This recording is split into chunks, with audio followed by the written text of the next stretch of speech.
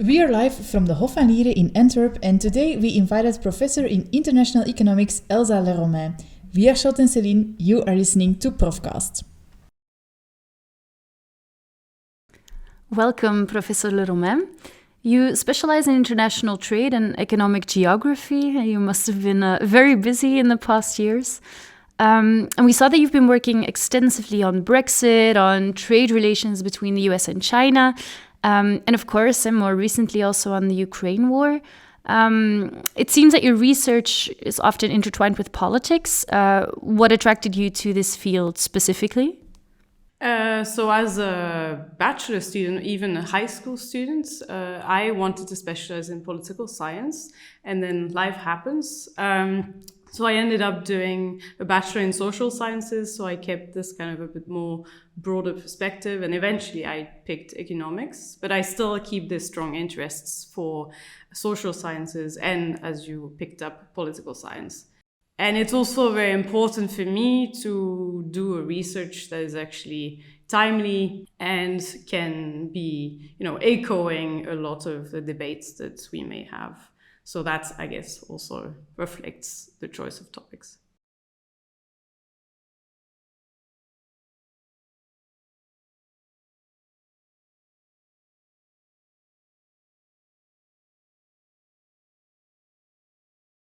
So, you may have seen from the headlines that there has been quite of an important impact on global trade of the Ukraine war.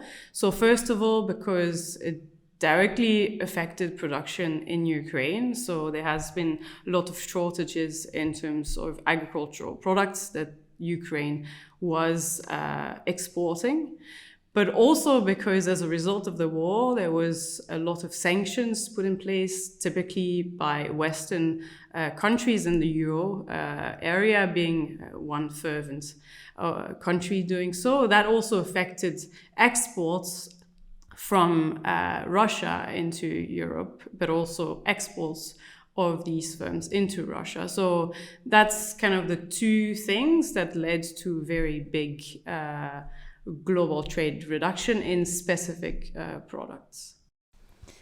And I can imagine that you would have to react really quickly, of course, because these events, they occur and research has to follow. How do you deal with that? How do you adjust to the changing political climate? So that's why I studied the response in stock market prices in the context of the Ukraine war, because it's, as you said, typically there's a lag between what the events happen and when you actually get access to data to be able to say something. So typically then you have to think about, what is the best way, given the timing, you can say something good, but given the constraints. And so I also kind of faced a similar constraint when looking at the effect of Brexit referendum, where we also had to pick some outcomes where we had data where we thought could still give us some interesting insights. Yeah, maybe we can zoom in a little bit more also on your Brexit research as well, because when we were doing our homework, we looked into your research portfolio, and well, it does seem that you've become quite the Brexit expert throughout the years. Could you talk a bit more about that and maybe share some results that are still important today? Yeah, so I've been working quite a long time on Brexit, and specifically in the time between the referendum and the actual exits of the UK from the European Union, because I was in London then. And so again, there was kind of a real importance for having insights.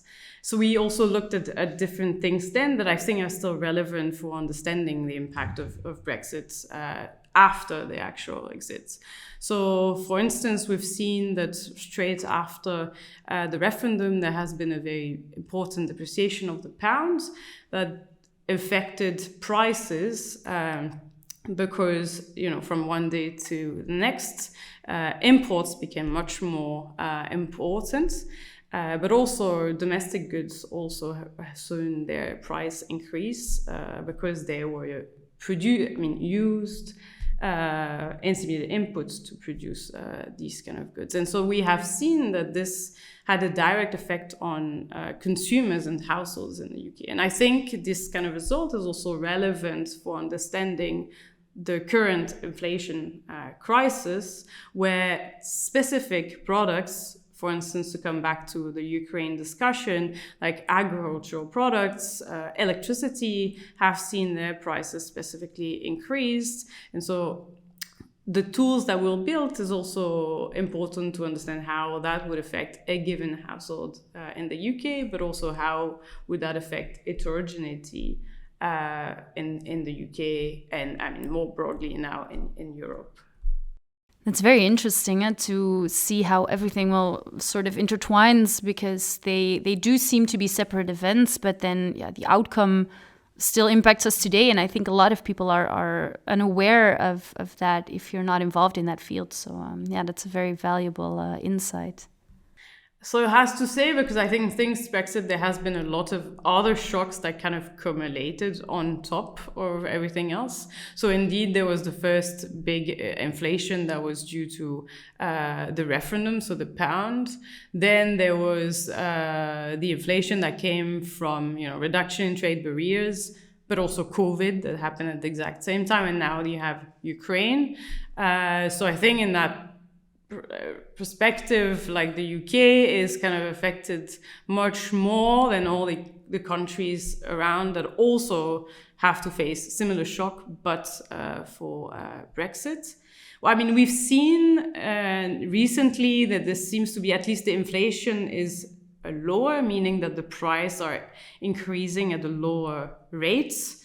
But I think it's unlikely that there is going to be no inflation at all, meaning no changes in prices for the foreseeable future. I mean, the hope is, central banks have been doing a lot to intervene and try to slow this growth in prices. And hopefully the idea is that eventually we should see a reduction in inflation.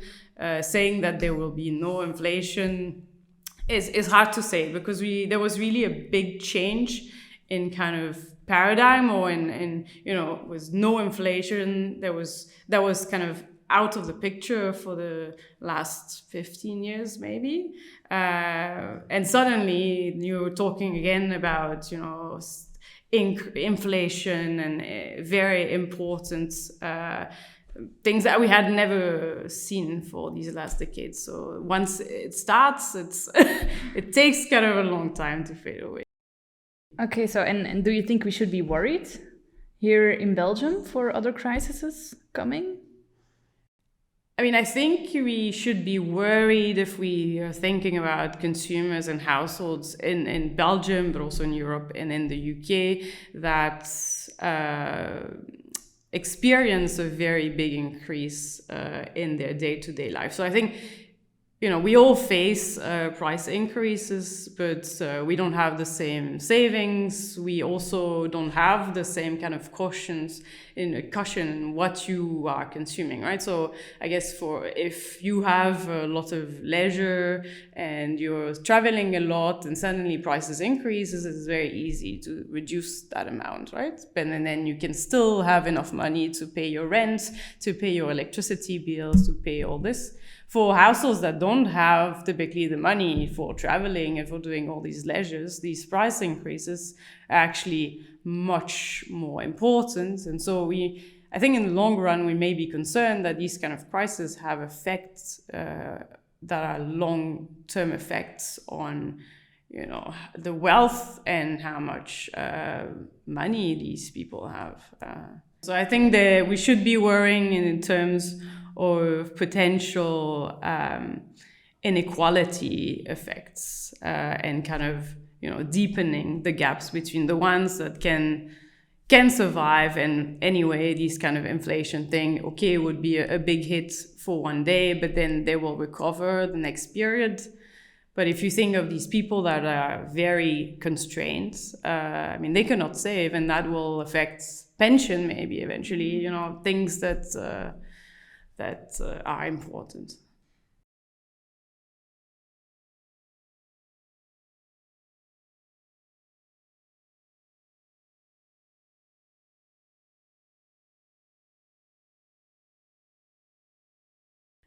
Well, I guess it's a difficult question because it's always, where there is the economics and then there's the political choice.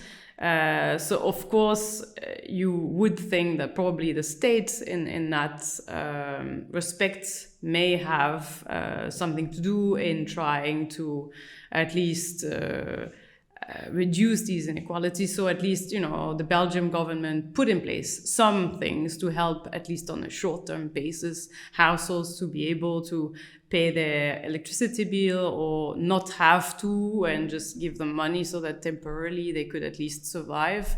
So these kind of initiatives, I think, are going in the right direction. Whether there needs to be more, social nets, I think at least something that probably should be thought of, because it's very likely that these global shocks are going to come back because of the nature of the economy as of today.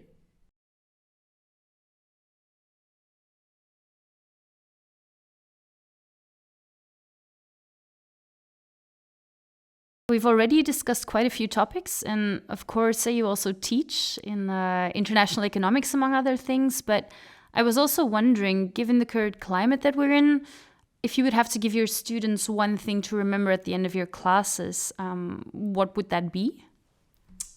Well, I think these kind of changing landscapes and the fact that through trade, mostly, but also other type of globalization, there is a lot of interdependence between countries, and that's kind of a recent feature. And so that has a lot of impact on how we typically think about, effect of a given shock on a given country. And so that also, thinking about Brexit, thinking about the war in Ukraine, thinking about Trump, it's, I think, very important to kind of understand how these relationships are, to also understand that things that, back in the day happened in China would have no consequences whatsoever here, now actually matters. Okay, well, I think that would be a very good lesson to take home at the end of a class, if you ask me. Well, but maybe to follow up a little bit more as well on the international, and also zooming in on you as a professor. You studied and worked at several international institutions in Paris and in London. How were those experiences for you, and would you recommend others to have these kinds of, international experiences as well? So in Paris, I was at Paris School of Economics, where I did my PhD, and London School of Economics, where I did my postdoc, and I worked on Brexit. So I think, at least compared to the Department of Economics here, they are institutions that are mainly specialized in economics and social sciences. So they're much bigger in scope, and there's a lot of things happening. You have a lot of seminars. They're a big mass of people. So that, I think, was also, especially at the beginning of a career, something that is a bit thrilling. You get a lot from lots of good people, and I think that's kind of affect also your mindset and makes you want to contribute to this dynamic environment. So I would definitely recommend anyone, doing economics and wanted to get a bit of international and dynamic environment to kind of consider going abroad. I can imagine, yeah. It seems like a very valuable experience. But maybe at the same time, are there any challenges that you faced along your international trajectory? Yeah, so, Paris indeed was not an international experience for me because I'm French. It was still going from the south of France up to Paris, but nothing comparable. But yeah, London, I guess it is indeed very easy because it's one of the most international city in the world, probably in Europe. And with English, you kind of go everywhere. So I guess the hardest part was to integrate the actual true British society, because I was a bit like in this very international bubble through work, but also through my life outside of work. And that I found really enriching, also from the personal perspective. And because you end up at some point, giving different perspective on things, and it also makes you challenge your references and the way you've been brought up to think, and to kind of get exposed to, well, you could do things differently. So I think that was very important.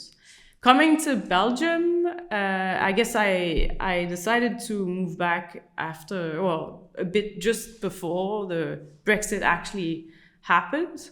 And I thought I was quite happy to actually be there and not in the UK at that point, even though I love London. And I feel, so I live in Brussels, so Brussels has a bit of these at a much smaller scale, but feel of like, or at least European vibe. And I do have, this kind of diversity that I also liked in London, to a much smaller scale, of course. I think coming to Antwerp, you do have an international thing, but to me it was much harder because there's the language barrier, which I never faced neither in Brussels nor in London. And maybe the same way I found it difficult in London to integrate the British society. I think in integrating the Flemish society without being fluent is kind of challenging to some extent. But again, I think it's on a personal level. I mean, I've been trying to learn Dutch. I also feel that I'm now truly experiencing what it is to be in Belgium, because I've seen, one part. I've been a lot. I was working in Wallonia. I live in Brussels, and it's kind of very, there's a big border, I feel, and I'm probably one of the only one to cross every day. So I feel like it's helped me getting integrated in Belgium, I think, to work in Antwerp, strangely enough. So. No, I can see that, definitely. And good on you for attempting Dutch, because it's not an easy feat. Yeah. Silly question maybe, but do you have a favorite Dutch word so far? Allee.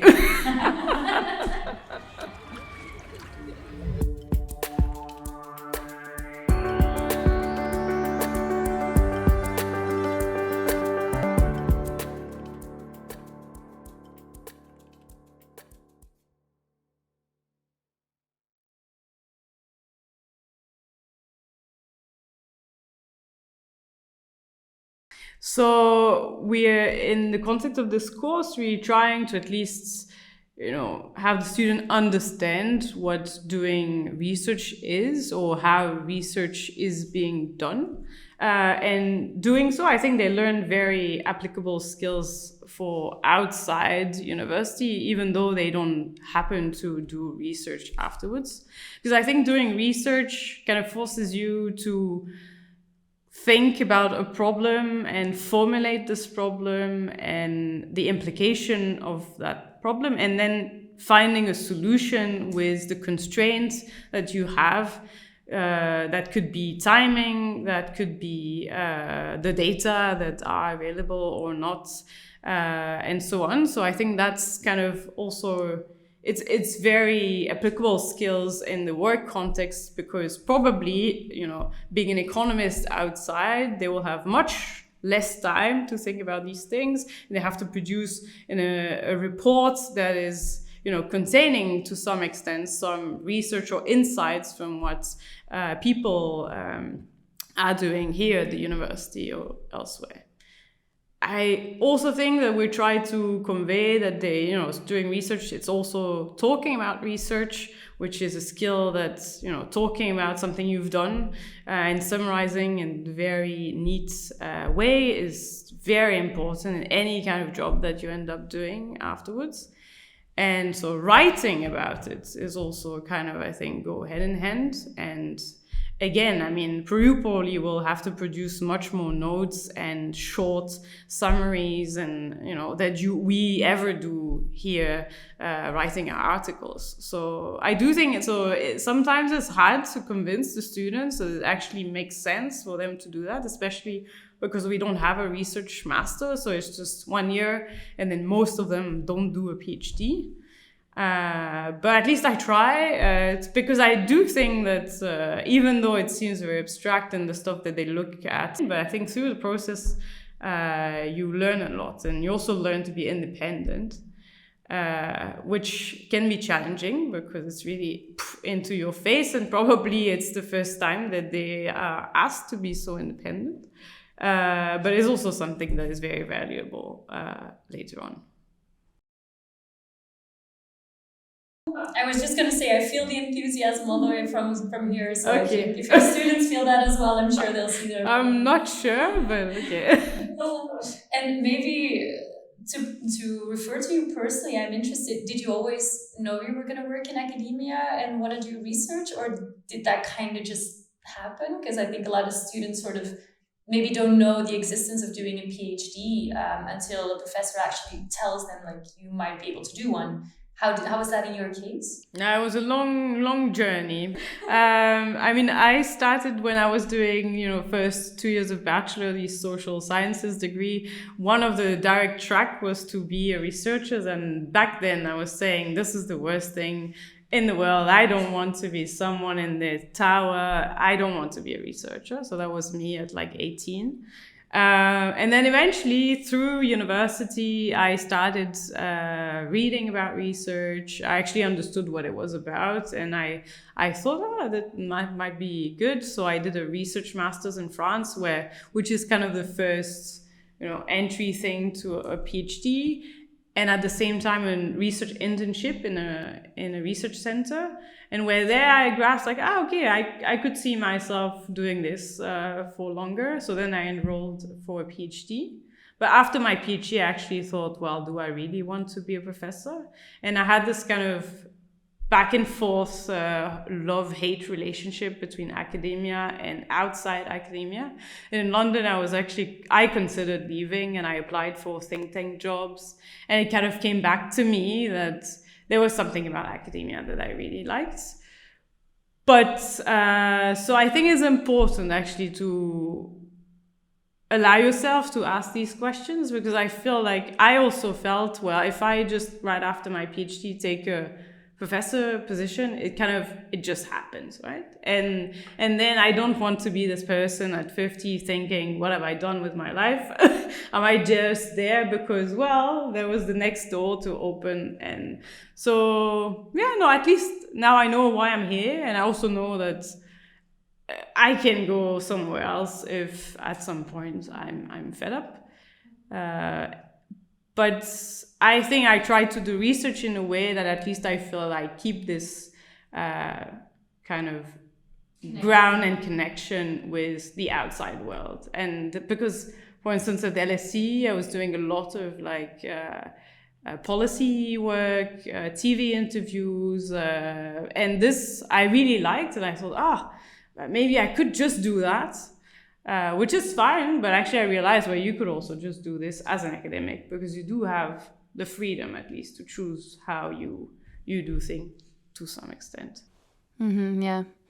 Well, I think you've definitely shown that throughout your academic trajectory that there's always been a very strong link, as we mentioned in the beginning, towards the political and the corporate world. So I think that also grounds you maybe a little bit more, that it's not really an ivory tower at all, that there's really a practical connection to the outside world, yeah. Well, I guess for students, I mean, maybe, to finish up on kind of why and how I ended up doing research, I think it's very important to keep every door open and to question the choices that you make, and not just let yourself go through the tsunami and then, kind of go through the wave and happen that, well, I have a master in economics, psychology or whatever, and I don't like this, and why am I doing that? So I think I don't know how it's in Belgium, but I know in France it was not really a big thing to stop and think and ask you and reflect on the choice that you make, because they were constrained, because there was always a deadline after another deadline. And I do feel like taking time to reflect on these choices is important, because then it's your life, and these choices that you make actually have quite a big implication of what you end up doing later on. And I think probably because it's like this, I have a lot of friends around their 30s that decided after 5 years working in something to do something completely different, typically very manual, not intellectual at all, because they felt like, why am I doing this job that I feel is pointless?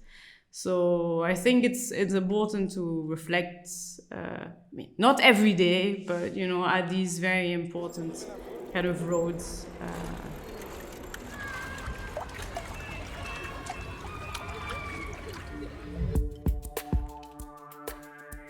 This was Profcast with Elsa Leromain. Thank you for listening. Do you want to hear more? Then be sure to visit our website www.uantwerpen.be/profcast.